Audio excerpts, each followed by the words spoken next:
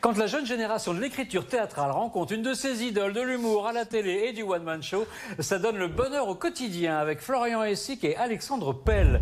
Les scènes de la vie quotidienne n'ont plus aucun secret pour eux et ils sont justement avec nous pour en parler. Bonjour Florian, bonjour Alexandre. Bonjour Christophe. Bonjour Christophe. Ça va bien? Ah bah ça va super bien. Vous avez l'air en pleine forme. Hein. Donc voilà, vous voilà à l'affiche du bonheur au quotidien. C'est au théâtre de 10h. Oui. Comment on peut pitcher la pièce? Le pitch, enfin voilà, si je puis me permettre, puisque c'est Florian qui a écrit cette pièce. C'est vous qui en parlez le mieux. Et c'est exactement, comme d'habitude, hein, il y a l'auteur, l'homme d'expérience. C'est pour ça qu'on l'a amené. Et d'écriture. Et surtout, c'est un peu comme les nouveaux monstres ou les monstres, c'est-à-dire c'est une comédie un peu à l'italienne avec une succession de sketchs. Et on est face à ses plus grosses peurs et on en rigole tout en se disant c'est bien que ça leur arrive à eux et que ça nous arrive pas à nous. L'analyse un peu de la vie quotidienne, c'est un peu votre fonds de commerce. Hein, on se souvient À votre service. Oui, c'est vrai. Hein, cette série que vous faisiez avec tout un tas d'acteurs français. Dont j'étais. C'est vrai que la vie quotidienne nous offre un panel absolument incroyable de situations complètement délirantes. Ouais. C'était Dominique Fro qui était avant à l'affiche. C'est une pièce unisexe alors. Hein. Absolument, absolument. En fait, j'ai un peu tué Dominique. Il l'a mangé. Je l'ai mangé et donc.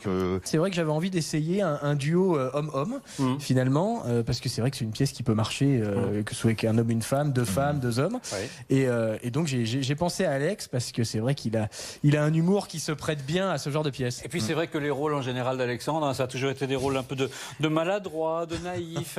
Pas du tout. Je pense que vous n'avez pas travaillé, monsieur. C'est assez étonnant. Je suis ce qu'on appelle le George Clooney français, hein. De l'humour. Plus clown. plus George Clooney. Non, mais c'est vrai que j'aime beaucoup la maladresse, j'aime beaucoup les losers, j'aime beaucoup dans une société. Et ils vous le rendent bien. Et oui, tout à fait, absolument. Ouais. Et j'aime beaucoup les observer. Et moi-même étant un côté Pierre Richard dans la vie de tous les jours, je trouve que ça me va très bien. Comme ça, je n'ai rien à jouer. Ah, je vois qu'on est en pleine forme, monsieur la peau sur l'eau. C'est flagrant. Vous trouvez, vous? Parce que j'ai encore perdu 4 kilos depuis la semaine dernière. Notre bien-aimé maire sortant, avec lequel j'ai eu la chance et l'immense bonheur de collaborer durant de longues années. Oui, enfin la chance, il était complètement dépassé, le vieux. Hein.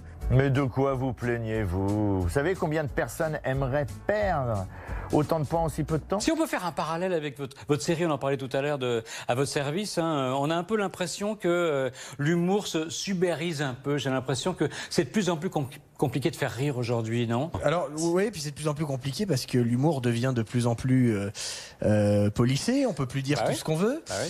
Sauf sur scène. Sauf sur scène. C'est le dernier endroit de liberté. C'est le dernier rempart, exactement. Enfin, ce qui est formidable, c'est Bigard qui se fait virer avant d'être engagé. Celle-là, c'est la meilleure blague de Bigard depuis un moment. Et vraiment, le mec se fait il l'a copié à personne. Il l'a piqué à personne.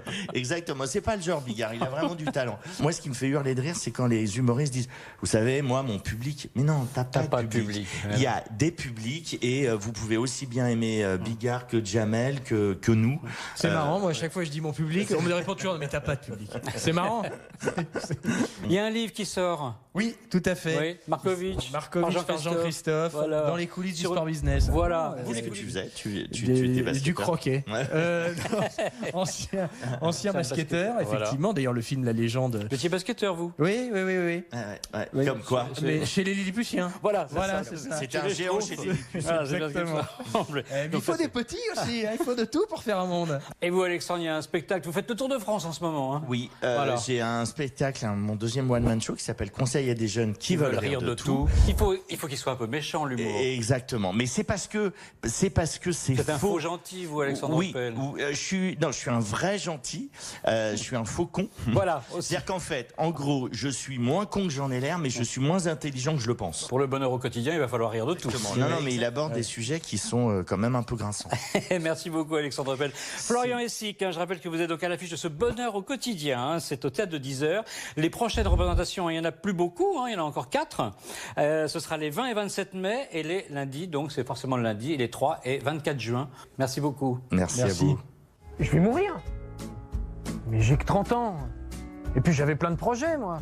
J'étais en train de monter ma boîte de maintenance informatique. Mais dites-vous que c'est la vie qui vous fait un cadeau.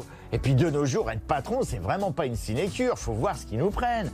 Moi, avec le yacht, je m'en sors à Et peine. mon fils de 2 ans, qui va s'en occuper? Mais sa mère, pardi. Enfin, à quoi serviraient les bonnes femmes sinon? Et puis alors, si vous aviez été chef d'entreprise, vous l'auriez jamais vu.